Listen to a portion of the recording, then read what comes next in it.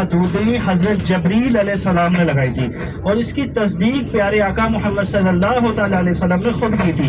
نہ اس میدان کو چھوٹا کیا جاتا ہے، نہ اس کو بڑا کیا جاتا ہے۔ عام دنوں کے اندر اس میدان عرفات کے اندر 40 لاکھ حاجی آتے ہیں، توجہ کریں گے، اس میدان عرفات کے اندر 40 لاکھ حاجی عام دنوں کے اندر آتے ہیں۔ جب 9 ذی الحج ہوتا ہے تو 9 ذی الحج والے 40 لاکھ حاجی اس کے اندر سما جاتے ہیں، پھر کہیں اور سے 40 لاکھ حاجی ہیں وہ بھی اس کے اندر سما جاتے ہیں، اگر 10 گنا زیادہ ہوں تو وہ بھی اس کے اندر سما جاتے ہیں۔ یہ اللہ کا ایک ایسا پردہ ہے جو آج تک کسی کو نہیں معلوم کہ کب میدان کھلتے اور کب حاجی اس کے اندر سما جاتے ہیں۔ اس کو حشر کا میدان بھی کہا جاتا ہے، اور اسی جگہ پر آس کی کرسی جنت سے اتاری جائے گی۔ اس ٹائم عرفات کے اندر داخل ہو گئی، یہ سارا حصہ میدان عرفات کا ہے۔ اس ٹائم ہم میدان عرفات کی حدود کے اندر پہنچ چکے ہیں۔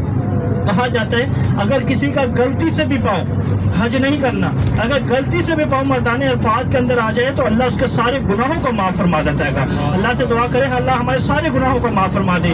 اس عرفات کے حدود کے اوپر سے کوئی پرندہ گزر جائے یا کوئی پلین اس کے اندر پیسنجر موجود ہو، اللہ اس دن کے برکت سے ان کے بھی گناہوں کو معاف فرما دیتا ہے۔ اللہ سے دعا کرے کہ اللہ آج ہم کپڑوں کی حالت میں آئے ہیں، اللہ اسی سال ہمیں ایران کی حالت میں حج کے لیے لے کر آئیں۔ یہ دونوں سائڈوں پہ ٹینٹ آپ کو نظر آئیں گے، لوہے کے جال نظر آئیں گے، اسی جگہ پر خیمے لگائے جاتے ہیں حاجیوں کے لیے۔ بھائی کرام یہاں پہ کسی بھی ہاتھ کے اندر لوہے کا جال آپ کو نظر آ رہا ہے، یہ سارا میدان عرفات کا حصہ ہے گا۔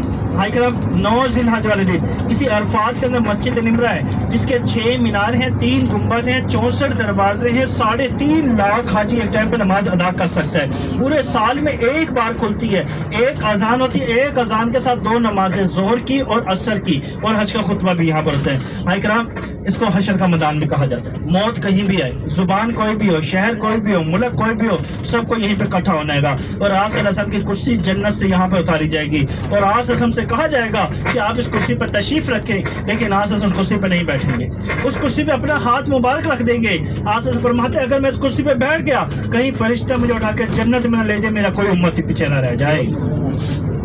بھائی کرام اسی جگہ پہ جبل رحمت ہے، جہاں پہ آدھے گھنٹے کا وقت دیا جائے گا، دونوں سائڈوں پہ ٹینٹ لگے ہیں، دیکھ سکتے ہیں۔ بھائی کرام جبل رحمت، جبل کا معنی پہاڑ، رحمت والا پہاڑ، جہاں پر حضرت آدم علیہ السلام اور اماں ہوا کی دعا قبول ہوئی۔ حضرت آدم علیہ السلام کو سری لنکا کے پہاڑوں پہ اتارا گیا تھا، اماں ہوا کو جدہ کے پہاڑوں پہ اتارا گیا تھا۔ حضرت آدم علیہ السلام کی ہائٹ یعنی کہ قد 70 فٹ تھا، اور اماں ہوا کا 60 فٹ قد تھا۔ اماں ہوا کا روزہ مبارک جدہ میں ہے، بہت بڑی مزار ہے، الحمدللہ میں نے زیارت کی، اللہ آپ کے بھی نصیب میں کرے۔ حضرت آدم علیہ السلام اور اماں ہوا کی ملاقات جبل رحمت کے دامن میں ہوئی۔ بعض روایتوں کتابوں میں آتا ہے کہ 350 سال تک، بعض میں آتا ہے کہ 400 سال ایک دوسرے سے جدا رہے۔ 350 سال کے بعد حضرت آدم علیہ السلام اور اماں ہوا کی ملاقات جبل رحمت کے دامن میں ہوئی، اور جبل رحمت کے ہی دامن میں ہمارے پیارے آقا محمد صلی اللہ تعالیٰ علیہ وسلم نے قصوہ نامی اٹھنے کے اوپر بیٹھ کر 4.5 گھنٹے تک اپنی امت کے لیے رو رو کے آپ نے دعا کی، اور ادھر ہی آپ نے حج کا الوداع آخری خطبہ بھی دیا۔ یہاں پر آدھے گھنٹے کا وقت ہوگا، ایک گاڑی نمبر نوٹ فرما لیں، ایک موبائل نمبر نوٹ فرما لیں۔ اگر کوئی حاجی آگے پیچھے ہو جاتا ہے یا گم ہو جاتا ہے، راستہ بھول جاتا ہے، تو آپ رابطہ کر سکتے ہیں کہ حکرم یہاں پر آدھے گھنٹے کا وقت ہوگا، گاڑی کا نمبر نوٹ فرما